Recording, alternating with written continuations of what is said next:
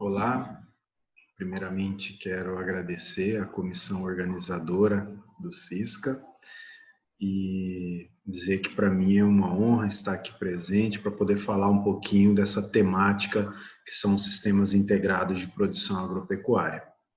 Então, o meu tema, vou falar um pouco sobre CIPA e como ele contribui para o incremento na produtividade com foco em sustentabilidade. Eu sou o professor Ed Carlos Damascena, sou professor da Universidade Federal de Rondonópolis. Aqui está o meu contato, caso precisem, tenham interesse, eu fico à disposição. Bem, antes de começarmos efetivamente, eu quero falar que estou aqui em nome de um grupo maior, né, de uma instituição que é a Aliança CIPA. A Aliança CIPA nada mais é do que um grupo de pesquisadores, de professores, de estudantes, né, de consultores de campo que tem o objetivo comum de produzir alimento com sustentabilidade. Então, nós temos como foco principal unir o setor público-privado de forma a produzir sistemas de produção que sejam cada vez mais sustentáveis. Então, caso tenham interesse em conhecer essa aliança, nós temos aí nossas redes sociais, tanto o site aliancipa.org, como o Instagram e Facebook. Se vocês procurarem Aliança CIPA, vão encontrar. Essa aliança, ela une 3 grupos de pesquisa, que é o GPCIPA, o NITA e o GPISE, da Universidade Federal do Rio Grande do Sul, do Paraná e de Rondonópolis, respectivamente, como o braço da pesquisa da Aliança CIPA. E também a empresa CIA, Serviço de Inteligência em Agronegócios, que faz o braço extensionista dessa aliança.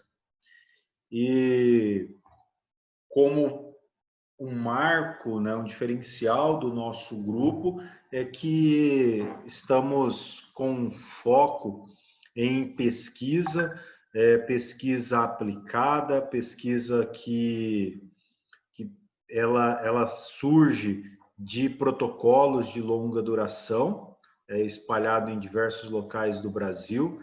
Então, aqui estão alguns dos nossos protocolos experimentais, tanto no Rio Grande do Sul, com 3 protocolos, no Paraná e no Mato Grosso, né, com 3 protocolos, e que inclusive irei apresentar alguns resultados desse protocolo no decorrer da minha fala. O primeiro, né, protocolo que eu quero apresentar é o protocolo mais antigo da Aliança, né, que é um protocolo de 20 anos já, fazendo esse ano 20 anos de experimento, localizado em São Miguel das Missões, que tem como foco inserir a pecuária no contexto produtivo da soja. E esse protocolo já diversas dissertações de mestrado, tese de doutorado, artigos em revistas nacionais e internacionais de alto impacto foram produzidos a partir desse protocolo experimental, que inclusive foi onde eu conduzi a minha tese de doutorado. Também temos um protocolo experimental. Esse protocolo é um protocolo bem diferente, que ele é numa área de proteção ambiental lá no Paraná. Então, nessa área não pode ser usado nenhum tipo de defensivos agrícolas. Então, é conduzido totalmente sem os SIDAs. E nessa área nós estamos desenvolvendo uma tecnologia, lá o grupo do professor Aníbal, que seria a produção de um sistema de plantio que nós chamamos plantio direto na planta, porque não ocorre dessecação. Numa área aí de 32 hectares, esse protocolo iniciou-se em 2012. E também temos um protocolo experimental, o que nós chamamos de CIPA Cerrados, né, que é conduzido em Rondonópolis, em 2 locais, que seria no Instituto Mato Grossense do Algodão e também na Fazenda Guarita, né, esses 2 com uma área de aproximadamente 22 hectares. Então, qual seria hoje o foco da minha apresentação? Eu quero trazer uma breve contextualização das tendências e demandas globais e como os sistemas integrados podem responder a essas demandas e trazer exemplos, né, de resultados científicos com os benefícios e sinergismo dos sistemas integrados. E nesse momento eu irei apresentar diversos resultados de pesquisas que foram conduzidas pela Aliança CIPA. Então, antes mesmo de começarmos, né, e eu tenho falado até então de Sistema Integrado de Produção Agropecuária, CIPA, que ele é igual, né, ele pode ser considerado o Sistema de Integração Lavoura-Pecuária. A integração lavoura-pecuária é uma modalidade de CIPA. No entanto, CIPA é um termo mais científico, tá? E o ILP e ILPF é um termo mais técnico, mais coloquial. A sociedade mundial, internacional, ela não conhece, com exceção do Brasil, ela não conhece a expressão ILP ou ILPF, né? Ela é o que a comunidade internacional conhece são os sistemas integrados de produção agropecuária, que é a linguagem que a FAO utiliza, que no inglês Integrated Crop Livestock Systems, né?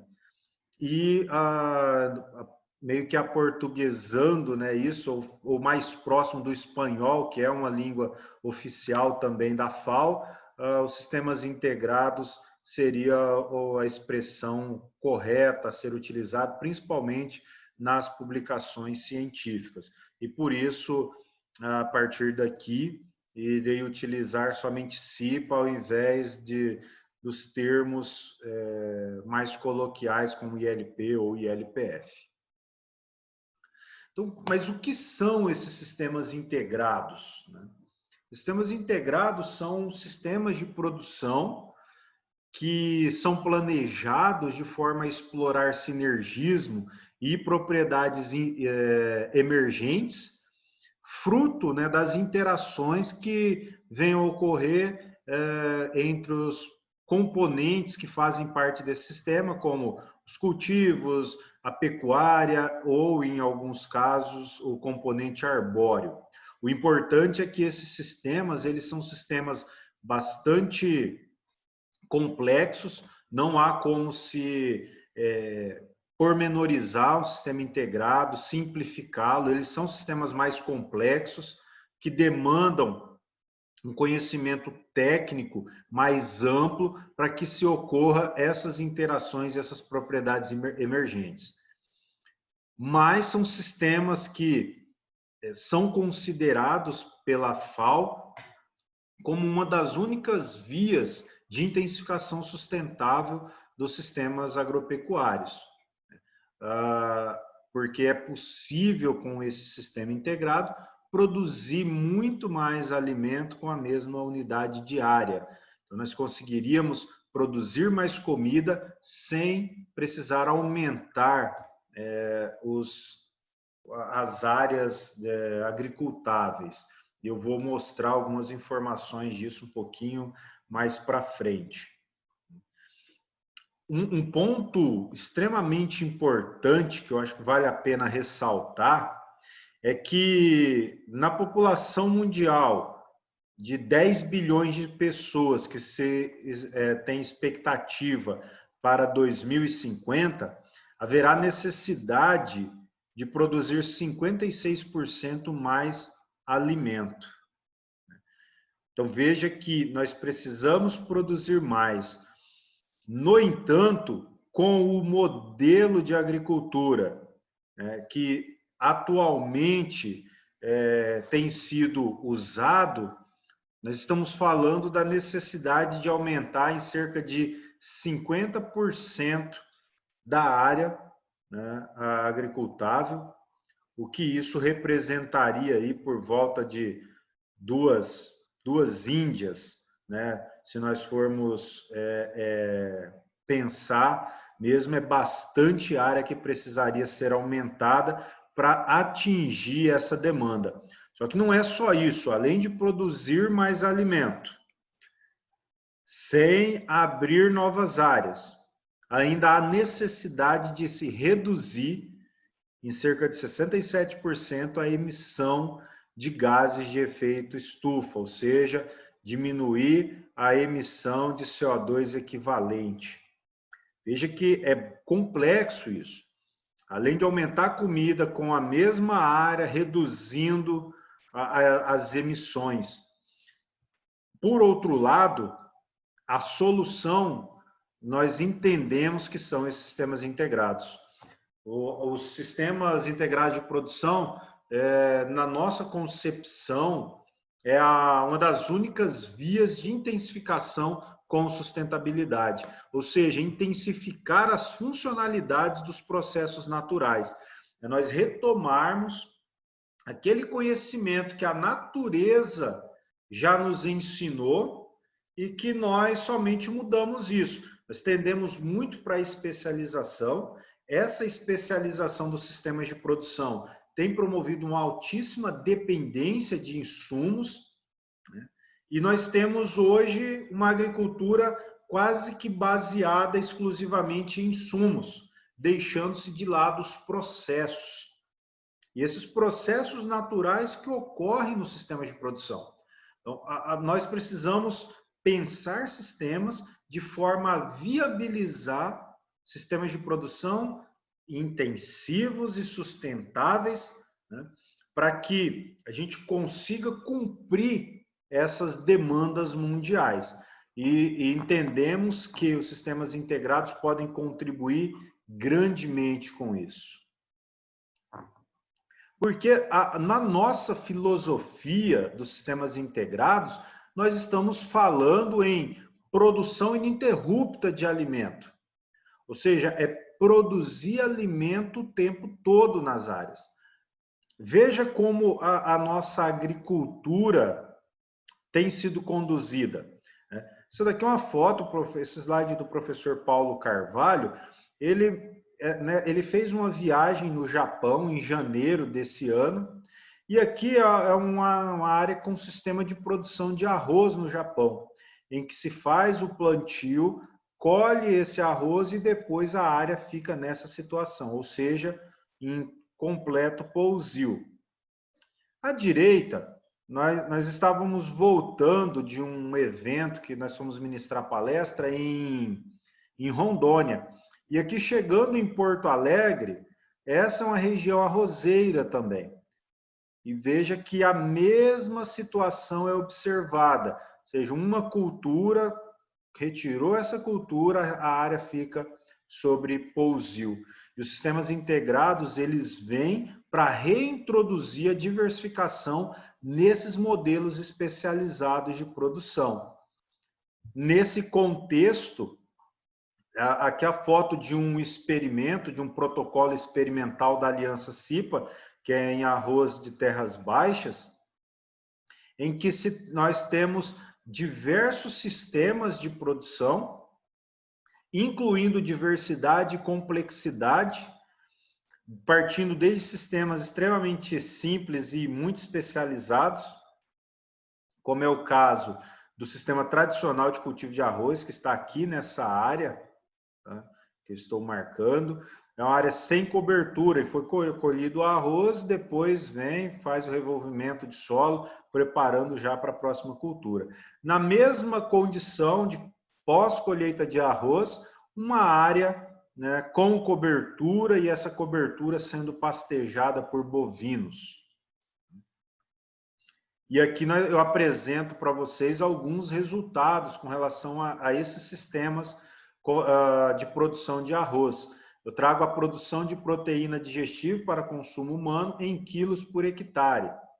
Veja que no sistema especializado de arroz, a produção de proteína de 547 quilos por hectare.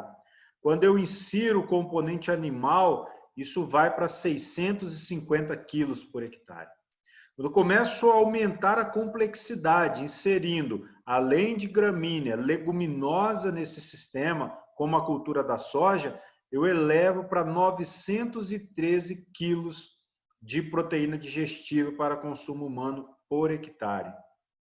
Isso é mais alimento e menos terra. Ou seja, os CIPAs, sim, são sistemas que possibilitam a intensificação sustentável. E vou além.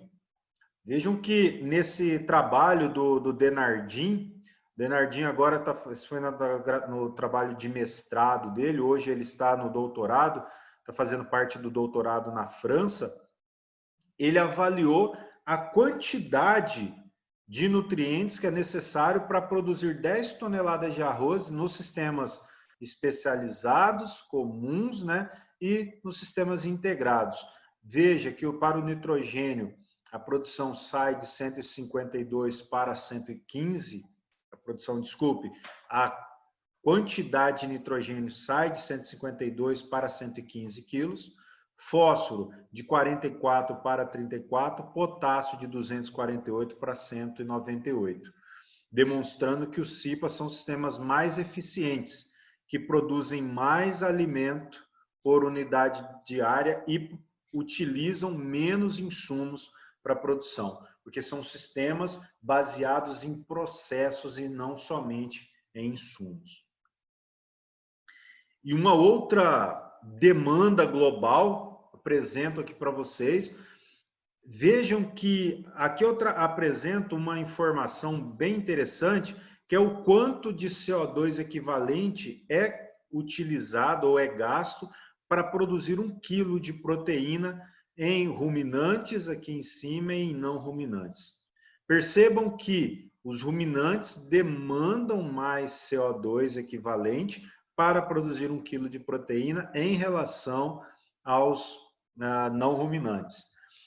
Porém, nós temos que esses sistemas de produção de não ruminantes são sistemas que produzem, que necessitam de pouca quantidade de CO2, vamos dizer que emitem pouca quantidade de CO2 para produzir 1 quilo de proteína, e por isso também são sistemas que tem pouco que a gente consegue, pouco nós conseguiremos mexer para reduzir ainda mais essas emissões.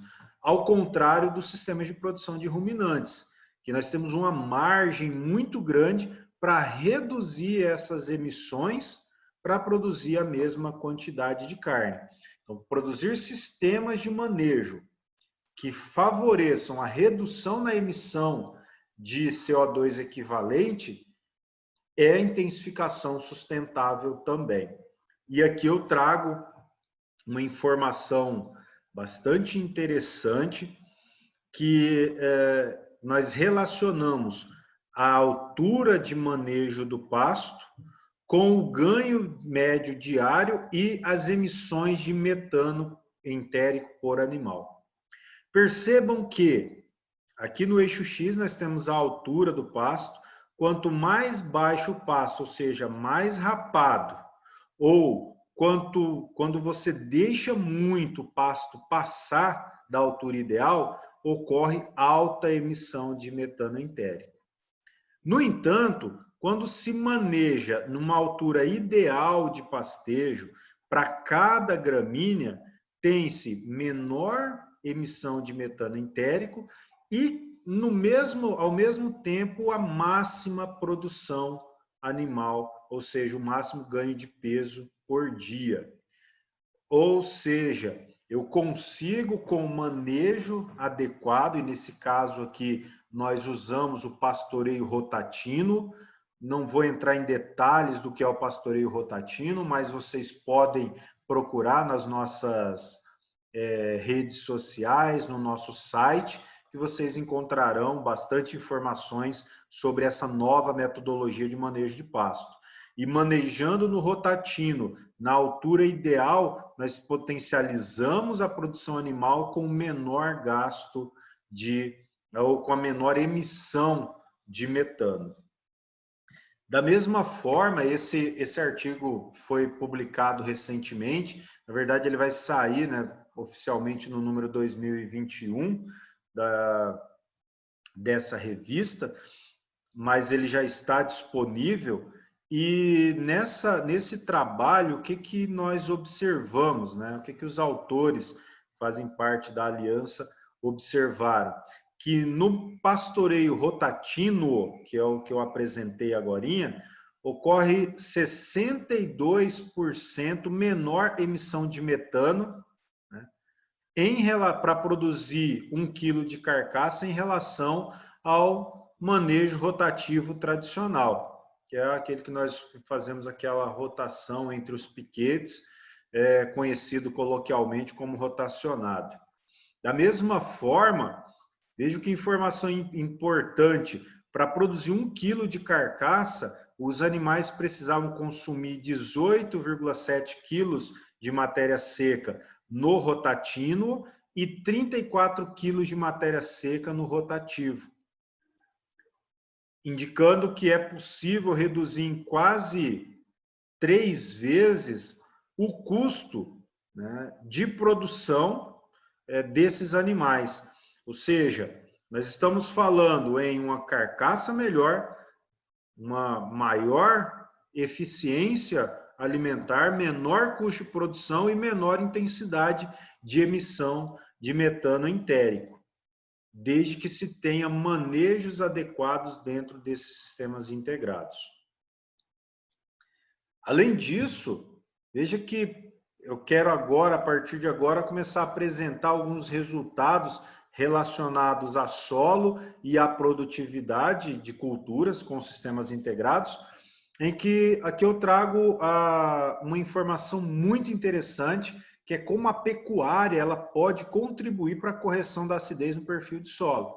Nós sempre aprendemos, isso é clássico, que o calcário desce pouco no perfil de solo, há uma descida de 3, 4, 5 centímetros por ano, e nós observamos aqui, né, nesse protocolo, naquele protocolo que eu apresentei que vai completar 20 anos, que a aplicação de calcário em superfície, onde existia a presença do animal, houve correção do pH até 20 centímetros, em relação a 7,5 no sem pastejo. A saturação por base aumentou até 45 em relação a 7,5 na área sem pastejo, e houve uma diminuição na saturação por alumínio até 40 centímetros, contra 20 centímetros em área sem pastejo, demonstrando que a presença do animal em pastejo ela começa a alterar também a dinâmica da correção da acidez no perfil do solo.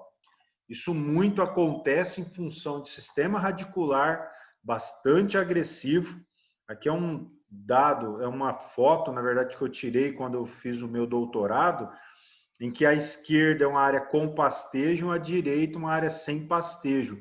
Veja a variação na quantidade de raízes nesses dois sistemas. Estamos falando de 3 vezes mais raízes onde tem a área com pastejo. Tá, mas o que isso vai influenciar? É claro que essa maior quantidade de raízes vai beneficiar o incremento de matéria orgânica no solo, melhorar a aeração, uma série de coisas. Mas eu quero dar um foco especial aqui na mudança na correção de acidez com a presença do animal, que vai promover esse sistema radicular muito mais abundante do que uma área que não tem o animal em pastejo. O que acontece é um sistema radicular muito bem distribuído e abundante no solo, que após a dessecação dessa cultura tende a iniciar o processo de decomposição, né, pelos micro-organismos, isso pelos macro e micro-organismos, né, e isso deixa canais no solo, ou seja, uma continuidade de poros, por onde esse calcário pode descer no perfil de solo. Então, esse é um primeiro efeito da presença do animal. O segundo efeito é que esses besouros coprófagos só podem aparecer onde tem fezes. E esses insetos, eles pegam essas fezes e depositam no perfil de solo, né, para que ali depositem também os seus ovos. Com isso, ocorre canais, né, galerias que são deixados por esses insetos, promovendo a descida de calcário no perfil de solo. E é muito nítido, gente, é muito nítido esse efeito, né? Aqui nós temos placa de fezes que começaram a ser incorporadas no solo por esses besouros. Olha os canais que são deixados por ele, e nessa foto aqui de baixo, olha também, além de tudo, levando matéria orgânica para o perfil de solo. Quando você tem um sistema, que é claro que tem que ser bem manejado, porque dependendo do produto, se você usar a ivermectina, por exemplo, nos animais, essas fezes ela vai ter resíduo desse produto e pode matar o besouro e esses efeitos não acontecerem. Por isso que o sistema integrado ele tem que ser planejado. Não é tão simples como se parece. Mas o solo fica muito ativo. Aqui no Mato Grosso mesmo, nós visitamos áreas de lavoura com o sistema integrado e há alta quantidade de minhocas em áreas de lavoura, algo que não era nunca comum de se encontrar. Você não encontrava minhoca nessas áreas e hoje é possível encontrar por conta desses sistemas integrados de produção. E que um trabalho, né, publicado pela professora Amanda, lá da Universidade Federal do Rio Grande do Sul, que ela avaliou o efeito do pastejo, então em azul sem pastejo, em verde e vermelho área com pastejo intenso e moderado, o efeito na saturação por base em função da profundidade. E o que ela observou? Que nas áreas pastejadas, na média até 40 centímetros, após 10 anos, né, sem aplicação de calcário, foi que há uma maior concentração de bases, onde se tem a presença do animal, e a saturação por bases média até 40 centímetros era de 45%.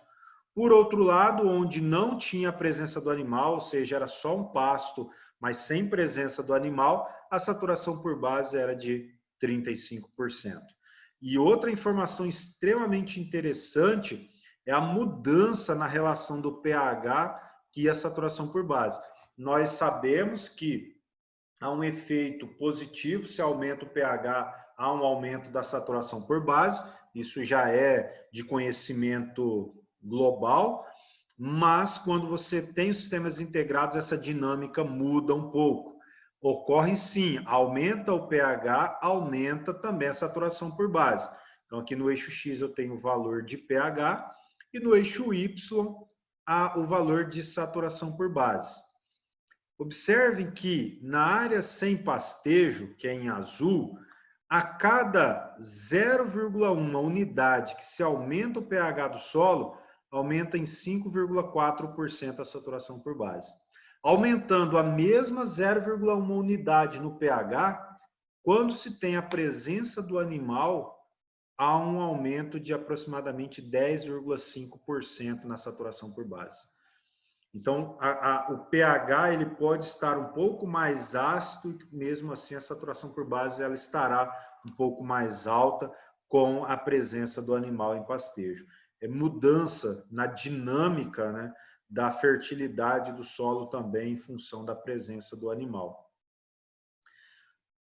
Que nesse momento você sabia, se vocês acessarem as nossas redes sociais, vocês vão encontrar esse momento você sabia, onde nós trazemos uma linguagem bem visual e bem clara algumas informações que nós obtivemos nos nossos protocolos experimentais. Aqui eu apresento, também foi um trabalho que nós publicamos em 2008 na Revista Brasileira de Ciência do Solo, em que nós temos o carbono da biomassa microbiana quando não tem a presença do animal e quando tem a presença do animal.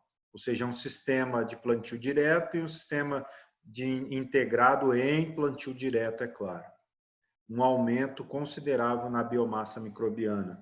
Esse aumento ocorre muito em função também desse aporte de raízes no perfil de solo, aumentando a quantidade de solo rizosférico, que afeta positivamente a biomassa microbiana do solo.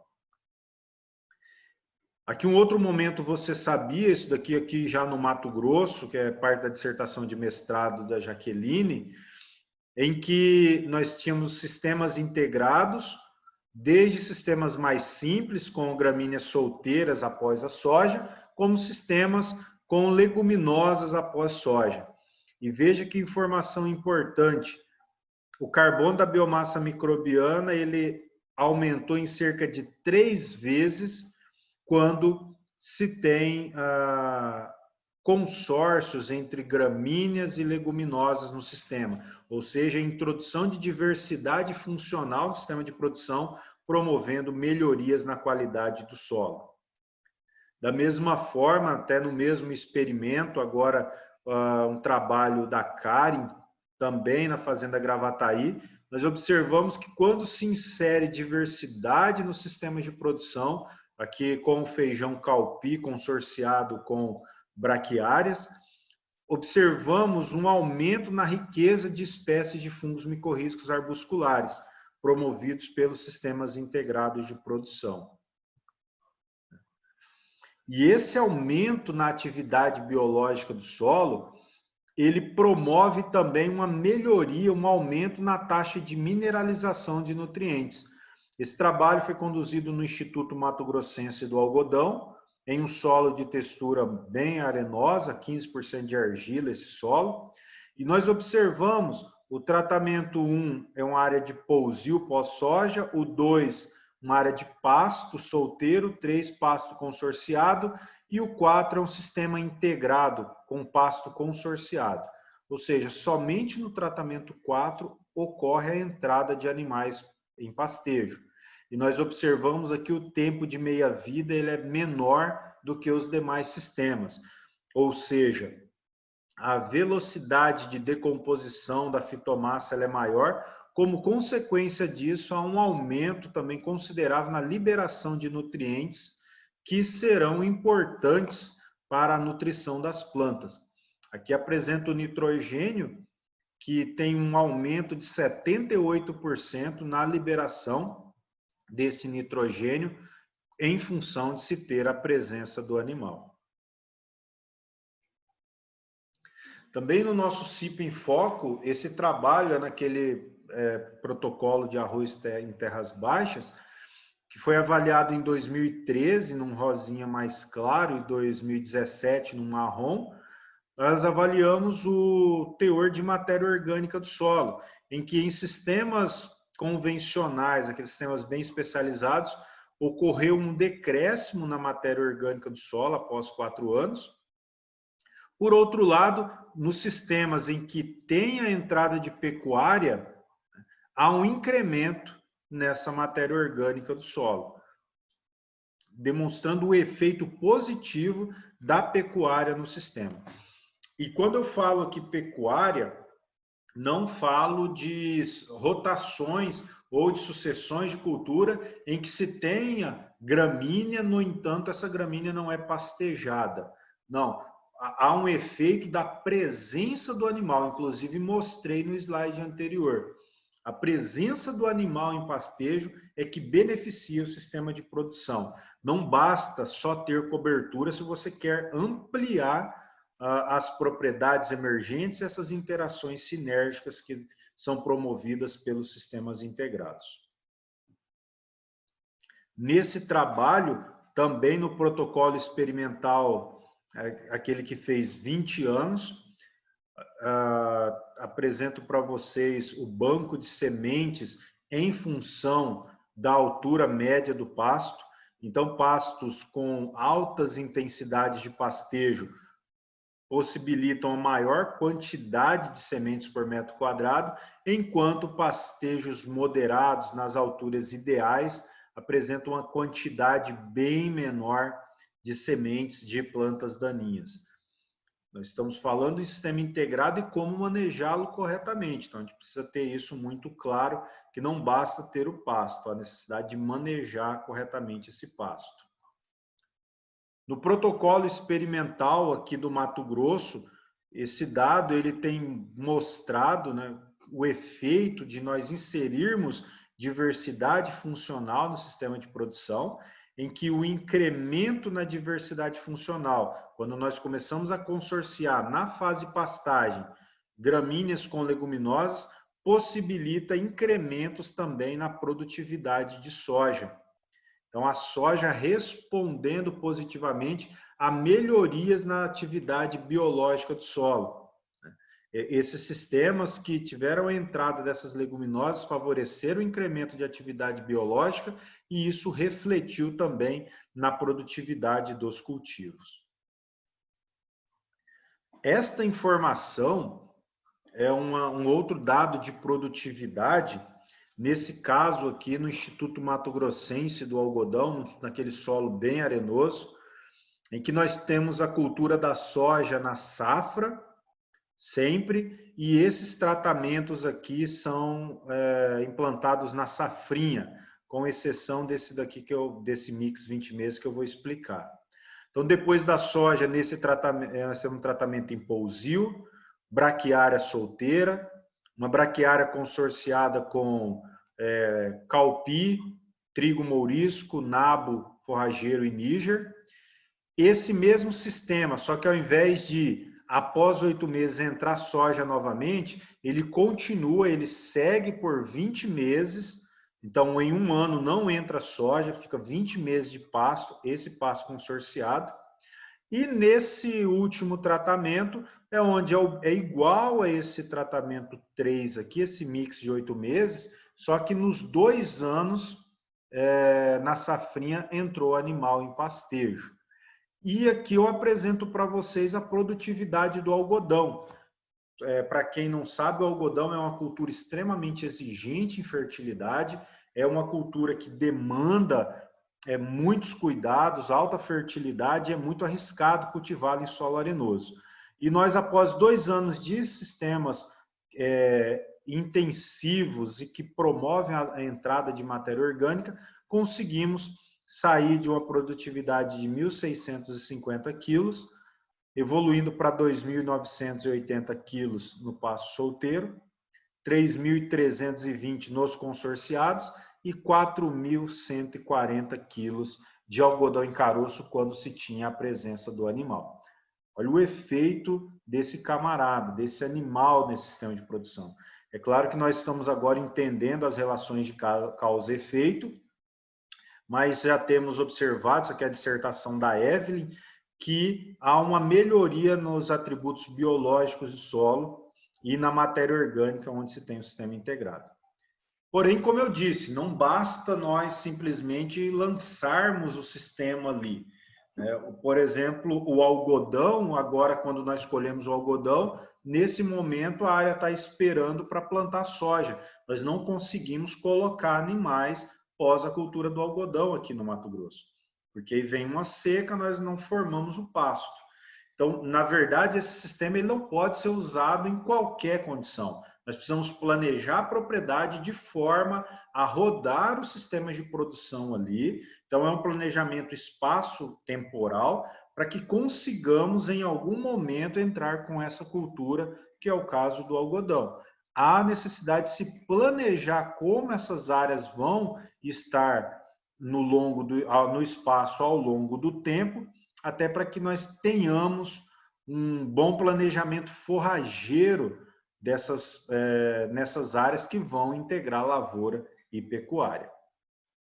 E nós temos já, né, diversos modelos de CIPA sem parar, tanto no sul do Brasil, utilizando soja e produção de carne, como milho e leite. Né? No Cerrado, a mesma coisa, sistemas com soja, com milho, com gado, agora também algodão, possibilitando a entrada dessa cultura que é tão importante aqui na região do Cerrado. E com esses sistemas integrados, nós conseguimos mudar um pouquinho o cenário da produção de pasto no Cerrado. É muito comum aqui no Cerrado a produção de pasto acontecer entre setembro e outubro. Esse ano foi um ano atípico, em que se começou a chover por volta do dia 11 de outubro. Então, nós vamos ter pasto daqui uns dias mesmo, que vai ser bem perto de novembro, e esse pasto vai até março com boas produções, abril e maio diminuindo a produção, até chegar a um ponto de junho, julho, agosto. Esse ano, setembro e metade de outubro, totalmente seco. Por outro lado, nos sistemas integrados, no Brasil Central, geralmente a colheita da soja ela vai acontecer de final de janeiro a março, talvez início de abril, onde nós iremos formar o pasto e teremos um pasto, quando as pastagens tradicionais estão caindo a produção, é onde o sistema integrado está aumentando a produção de pasto, podendo ser prorrogada aí para até agosto, e fazendo com que a gente tenha menos de 2 meses de estação de seca, com o manejo correto desse pasto, é claro, não é deixar ele crescer demais, como nós vimos, que não é eficiente, e posicionando melhor a adubação de sistemas. Com isso, nós conseguimos, né, essa aqui é uma foto do dia 10 de agosto, em que a gente tinha alta ainda quantidade de folha, de lâmina foliar, em pasto que já vinha há mais de 2 meses sem receber água. E por fim, né, quando nós pensamos nos sistemas integrados, a FAO tem metodologias para avaliação da sustentabilidade dos sistemas, né, com relação à boa governança, integridade ambiental, resiliência econômica e bem-estar social. E são várias coisas que são avaliadas. E aqui nós temos uma forma de avaliar, quanto mais vermelho, mais distante desses itens, e quanto mais próximo do verde aqui da margem, mais o sistema se adequa a essas condições de sustentabilidade preconizadas pela FAO. E no sul do Brasil, né, nosso grupo na URGS e da UFPR avaliaram mais de 1.000 propriedades e observem que esses índices de sustentabilidade é muito ou bom ou excelente para praticamente todos os atributos avaliados, demonstrando que esse sistema, além de produzir muito, ainda tem todo um cunho sustentável. Então, posso dizer com toda certeza para vocês que é possível produzir com sustentabilidade por meio dos sistemas integrados de produção. Bem, finalizo, fico depois à disposição no momento oportuno para questionamentos, e aí estão os meus contatos, caso tenham necessidade de entrar em contato, fiquem bem à vontade. Tá? Muito obrigado.